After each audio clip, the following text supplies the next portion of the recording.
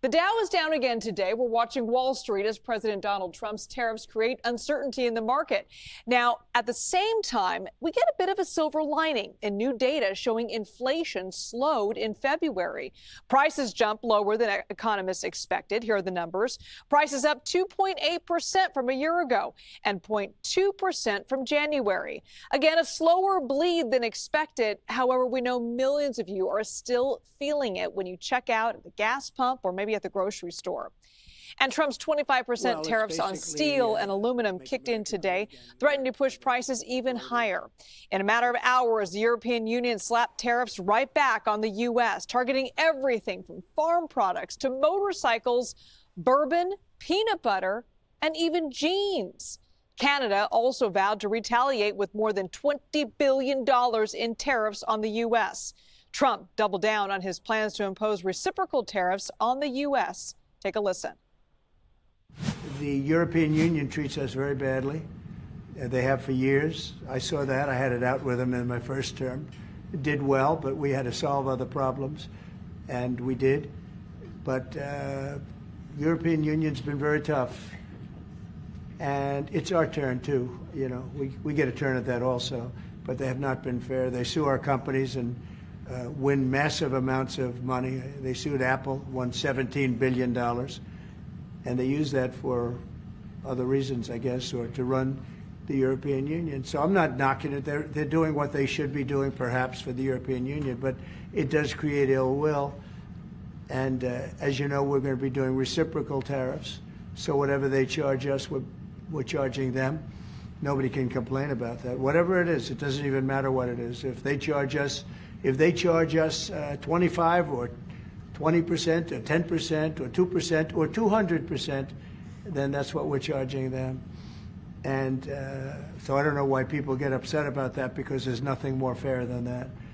And we had a problem with Ontario, and they dropped that when I let them know what we were going to be doing. They dropped it immediately, so I'm glad, because electricity, you shouldn't be playing with electricity. It affects people's lives. Actually their life. I mean, it can affect, depending on weather, it can affect their life. So we can't do that. All right, let's bring in CBS News MoneyWatch correspondent Kelly O'Grady. Kelly, I want to get your reaction to what the president just said.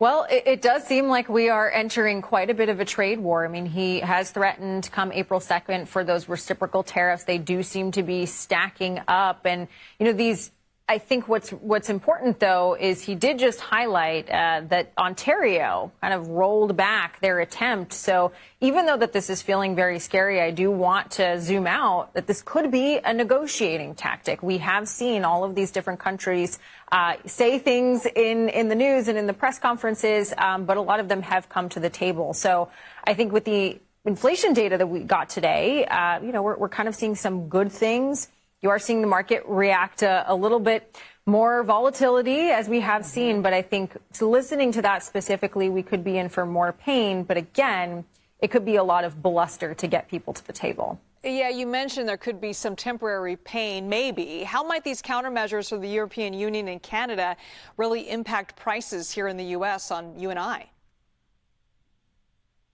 So the retaliatory tariffs from Canada and the European Union, those are going to impact businesses more. So the peanut butter and the jeans and the Harley Davidsons that you mentioned, those are going to make it more difficult for those companies and industries to sell into these different markets, which are very important to them. We've talked a lot about farmers, Liz, in the past, you and I, and how that can be debilitating for that industry.